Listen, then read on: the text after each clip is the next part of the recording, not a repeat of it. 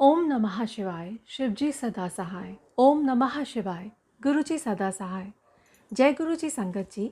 संगत जी, गुरुजी के महान ग्रंथ दिव्य आभा के अगले सत्संग का शीर्षक है उनमें शिव ज्योत का वास है, जो कि संगत जी न्यायाधीश अमरबीर सिंह गिल जी का है, चंडीगढ़ से। वे कहते हैं, मैं गुरुजी के संपर्क में 1986 में आया। उनके भीतर शिव ज्योति का वास है। शिव की भांति गुरुजी मानवता के लिए प्रेम एवं करुणा का प्रतीक है। गुरुजी के समक्ष आस्था से आए हुए प्रत्येक व्यक्ति का कल्याण होता है। पूजनीय गुरुजी अपने अनुयायियों को परमात्मा का संदेश देते हैं। उनके अनुसार ईश्वर एक है। मनुष्य की जाति, रंग भेद, धर्म आदि का कोई महत्व नहीं है। सब एक समान है। सब उसी एक देव परिवार के सदस्य हैं। वह मानवता से प्रेम और ज़रूरतमंद की सहायता करने का संदेश देते हैं। उनमें दिव्य शक्तियाँ हैं और वह सर्वज्ञाता हैं। उन्हें भूत, वर्तमान और भविष्य सबका ज्ञान है। उन्होंने ईश्वर सदृश चमत्कार किए हैं और मरणासन रोगियों को असाध्य रोगों से मुक्त किया है। सर्वत्र कृपा। मुझे अनेक बार गुरु कृपा का सौभाग्य मिला है। 1987 में मेरी पत्नी को अंदरूनी सूजन हो गई थी। असाध्यता रोकने के लिए चिकित्सकों ने तुरंत शल्य क्रिया का सुझाव दिया। हम शल्य क्रिया की सफलता के लिए गुरुजी के पास पहुँचे और उन्हें रोग एवं चिकित्सकों के परामर्श के बारे में बताया। गुरुजी ने उसे अमृत देकर कहा कि शल्य क्रिया की कोई आवश्यकता नहीं है। गुरुजी में निष्ठा होने के कारण हमने शल्य क्रिया नहीं करवाई। 2 वर्ष के उपरांत एक दिन मेरी पत्नी को बहुत पेट दर्द हुआ। चंडीगढ़ के सर्वोत्तम चिकित्सालय द्वारा परीक्षण में सूजन का कोई प्रमाण नहीं था। वह केवल उदरशूल था। गुरुजी 2 स्थानों पर एक साथ। 1992 में मेरी माँ बहुत बीमार हो गई और चेतना खो बैठी थी। 95 वर्ष की आयु में उनके जीवित रहने की संभावना बहुत कम थी। 28 फरवरी को जब मैं अपनी माँ के कष्टों को नहीं देख पा रहा था, मैंने मन ही मन गुरुजी से, जो उस समय जालंधर में थे, आकर उनको शांति देने के लिए प्रार्थना करी। उस समय शाम के 6:30 का समय था। मेरी प्रार्थना करने के कुछ एक क्षण बाद गुरुजी ने सामने के द्वार से, जो अंदर से बंद था, प्रवेश किया। हम उनको देखकर आश्चर्यचकित थे। गुरुजी ने मेरी पत्नी को एक ग्लास में जल लाने को कहा, जिसे उन्होंने अभिमंत्रित किया। उन्होंने माँ को 2 चम्मच जल पिलाने को कहा और बताया कि वह अर्धरात्रि 2 बजे तक जीवित रहेंगी। गुरुजी फिर 10 मिनट तक बाहर नहीं आने का निर्देश देकर चले गए। उस अंतराल के बाद हमने बाहर आकर पुलिस द्वारा नियुक्त पहरेदार से गुरुजी के बारे में पूछा तो उसने अनभिज्ञता व्यक्त करी। उसके अनुसार कोई भी अंदर नहीं गया था। मैंने तुरंत जालंधर फ़ोन किया तो मुझे बताया गया कि वह तो उस समय जालंधर में संगत में बैठे हुए थे। उसके बाद हमने माँ को जल पिलाया और गुरुजी के कहे अनुसार रात को 2 बजे उन्हें मोक्ष प्राप्ति हुई।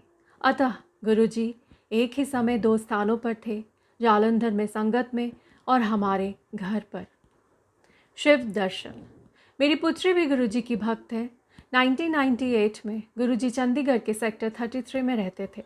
जब मेरी बेटी गुरुजी से प्रार्थना करती थी तब वह शिव दर्शन की कामना करती थी। एक दिन प्रातः उठने पर अपने कक्ष में गुरुजी के सब चित्र शिव रूप में परिवर्तित हुए देखकर वह चकित रह गई। अतिथि कक्ष में प्रवेश करने पर उसने कालीन पर शिव को गुरुजी के चित्र के निकट बैठे हुए देखा। उस समय उसने हमें दर्शन के बारे में कुछ नहीं बताया। संध्या को हम गुरुजी के दर्शन के लिए गए।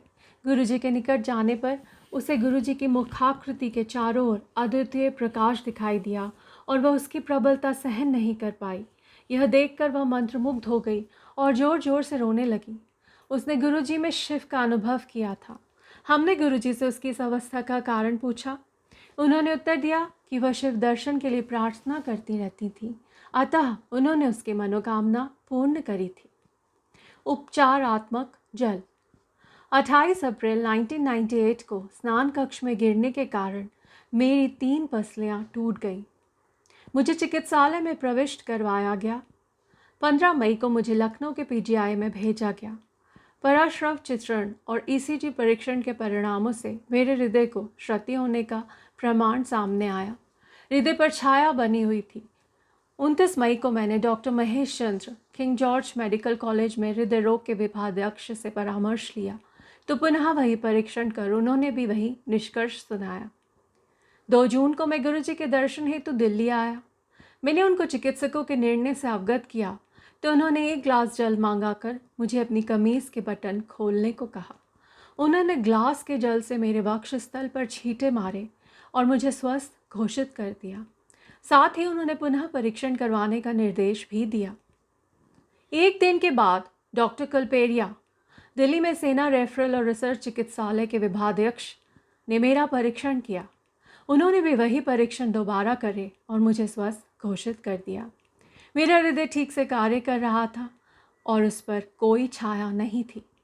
पिछले परिणाम देखकर वह अचंभित रह गए और कहने लगे कि 29 मई और 3 जून की मध्यावधि में केवल किसी चमत्कार से ही ऐसा हो सकता है, अन्यथा हृदय की अवस्था में ऐसा सुधार असंभव है। लखनऊ लौटने पर मैंने वह परिणाम चिकित्सकों को दिखाए तो उन्होंने भी वही निर्णय दिया। उन्होंने कहा कि चिकित्सा से यह परिवर्तन संभव नहीं है। उस समय से मैं बिल्कुल स्वस्थ हूँ। ऐसी है गुरुजी की दिव्य शक्ति। कठिन समझौते। चंडीगढ़ के सेक्टर 35 में मैं अपने साले के साथ एक साझा भूखंड में था। 1998 में उसकी आधारशिला रखने के लिए मैंने गुरुजी को आमंत्रित किया। उस स्थल पर आने के बाद गुरुजी आधारशिला नहीं रखना चाह रहे थे, पर मेरे आग्रह पर उन्होंने ऐसा कर दिया। फिर गुरुजी ने मुझे अचानक एक स्वर्ण मुद्रा प्रकट करके दी और कहा कि यद्यपि मुझे इससे लाभ होगा, साले के साथ आपसी संबंध कटु हो जाएंगे। भवन निर्माण प्रारंभ होने के कुछ ही दिन बाद उसका काम रुक गया और 1 वर्ष बीतने पर ही पुनः आरंभ हो गया। भवन निर्माण पूर्ण होने पर हमारे संबंध बिगड़ गए और हमने आपस में बातचीत बंद कर दी। भवन के किराए से मुझे अपने हिस्से के 50,000 रुपये मिले, परंतु हमारे आपसी संबंधों में दरार होने के कारण उसे फिर किराए पर नहीं चढ़ा सके। गुरुजी के उस कथन की सत्यता 4 वर्ष बाद सिद्ध हुई, जब अत्यंत कठिनाई से मैं अपना भाग बेच पाया और मुझे लाभ भी हुआ।